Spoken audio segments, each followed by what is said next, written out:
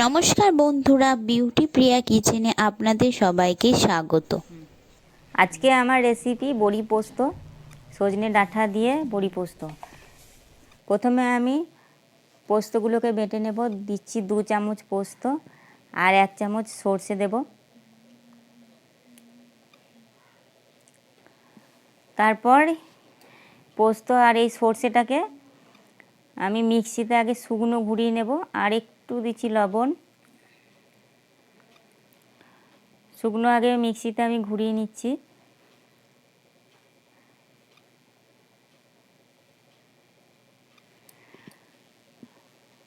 শুকনো ঘুরিয়ে নেওয়ার পরে দেখো এরকম হয়েছে। তারপর আমি গরম জল দিচ্ছি একটু। গরম জলটা দিয়ে আমি 5 মিনিট মতো রেখে দেব।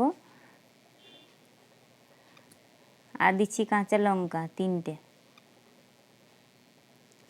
দিয়ে ঢাকা দিয়ে রেখে দেব 5 মিনিট।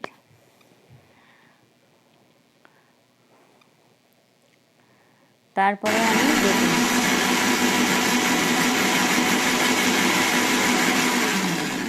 এরকম করলে পোস্তটা খুব ভালোভাবে বাটা হবে। দেখুন পোস্তটা বাটা হয়ে গেছে। এবার আমি একটা কড়াই বসিয়ে দিয়েছি গ্যাসের মধ্যে, আর দিয়ে দিচ্ছি সর্ষের তেল। এই রান্নাটা আমি সর্ষের তেলেই করব। তারপর তেলটা গরম হয়ে গেলে আমি বড়িগুলোকে ভেজে নেব।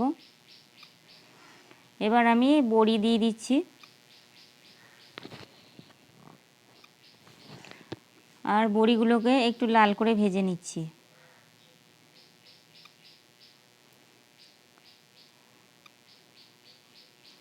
বড়িগুলোকে একটু সময় নিয়ে ভাজতে হবে, নাহলে পুড়ে যাবে।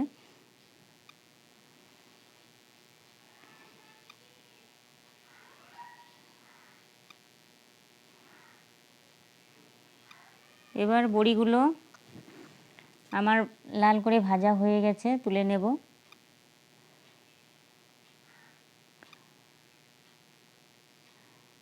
দেখো কত সুন্দর কালার এসছে বড়িটা। এইবার আমি কড়াইয়ে আর একটু তেল দিয়ে দেব।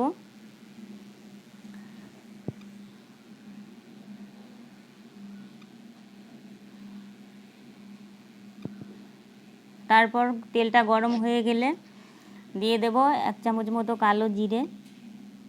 ফোড়নে কালো জিরে আর কাঁচা লঙ্কা দিয়ে দেব আমি। কালো জিরেটা দিয়ে দিচ্ছি, আর দিচ্ছি 2টো মতো চেরা কাঁচা লঙ্কা।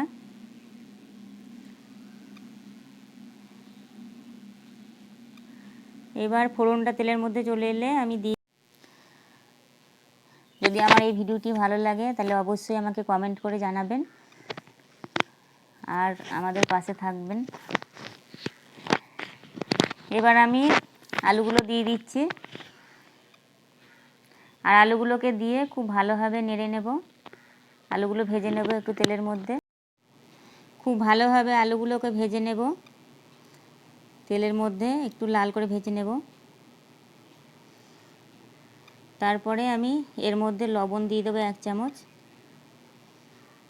আগে একটু ভেজে নিই আলুটা। এবার দিয়ে দিচ্ছি 1 চামচ লবণ।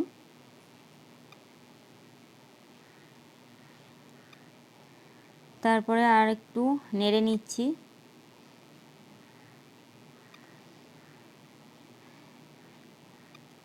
আর এটা আমার নাড়া হয়ে গেলে তারপরে আমি সজনে ডাঁটাগুলো দিয়ে দেব। আমি খুব কচি কচি সজনে ডাঁটাটা নিয়েছি, আর এটা কিন্তু খুব ভালো লাগে পোস্তর সঙ্গে। দেখো খুব কচি ডাঁটা এটা। এই ডাঁটাগুলো রান্না করার পরে খুবই নরম হয়ে যায় এবং মানে চিবিয়েই খেয়ে নেওয়া যাবে, এরকম কচি ডাঁটা নিয়েছি। তারপর ডাঁটাগুলো দিয়ে খুব ভালোভাবে নেড়ে নিচ্ছি।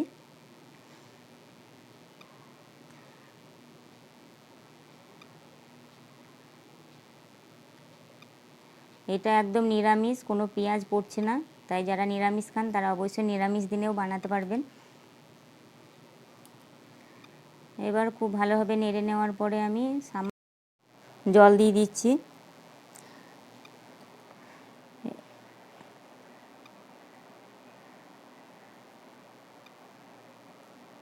আর জলটা দেওয়া হয়ে গেলে একটু ঢাকা দিয়ে রাখবো। একটু আলুটা সেদ্ধ করার জন্য ঢাকা দিয়ে দিলাম। তারপরে দেখি আলুগুলো সেদ্ধ হয়েছে নাকি দেখে নিই একবার। দেখো আলুগুলো অনেকটাই সেদ্ধ হয়ে এসছে। আর এই পর্যায়ে আমি দিয়ে দেব একটা টমেটো কেটে রেখেছি, সেটা দিয়ে দেবো আমি।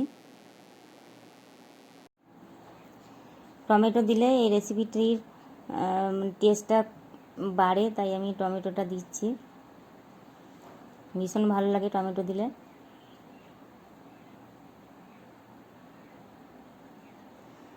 টমেটোগুলো সব দিয়ে দিলাম আর একটু ঢাকা দিয়ে রাখবো এবার, টমেটো যাতে সেদ্ধ হয়, তার জন্য আমি ঢাকা দিয়ে দিচ্ছি।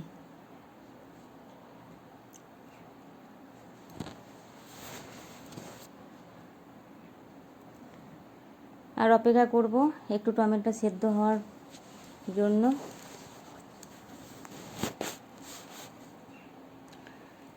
তারপর ঢাকা খুলে দেখছি যে টমেটো আর আলু সেদ্ধ হয়ে গেছে কিনা।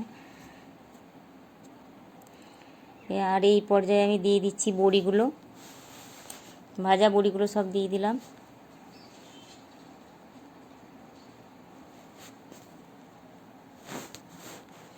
এবার একটু নেড়ে নিচ্ছি।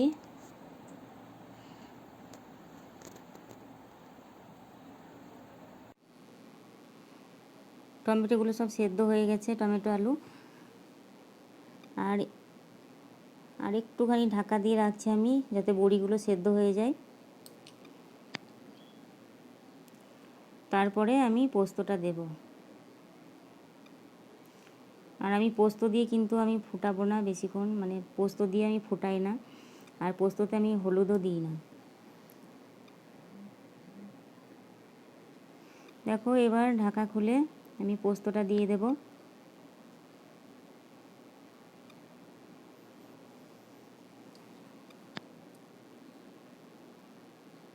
যে পোস্তটা আমি বেটে রেখেছি সেটা দিয়ে দিচ্ছি এবার।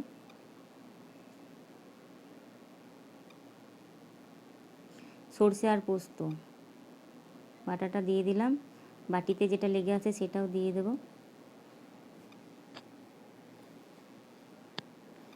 তারপর আমি নাড়াচাড়া করে গ্যাস বন্ধ করে দেব। এই নাড়াচাড়া করতেই যেটুকু সময়, এরপর আমি কিন্তু আর ফোটাবো না। ব্যাস, আমি এবার গ্যাসটাকে বন্ধ করে ঢাকা দিয়ে রাখবো। গ্যাসটা বন্ধ করে দিচ্ছি। এবার আমি কাঁচা সর্ষের তেল দিয়ে দেবো এই পোস্তর মধ্যে।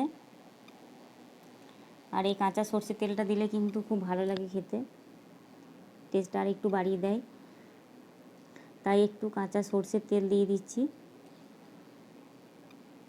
এটা কিন্তু আমি গ্যাস বন্ধ করার পরে দিলাম। তারপর আমি দুটো কাঁচা লঙ্কা দিয়ে দিচ্ছি উপর থেকে।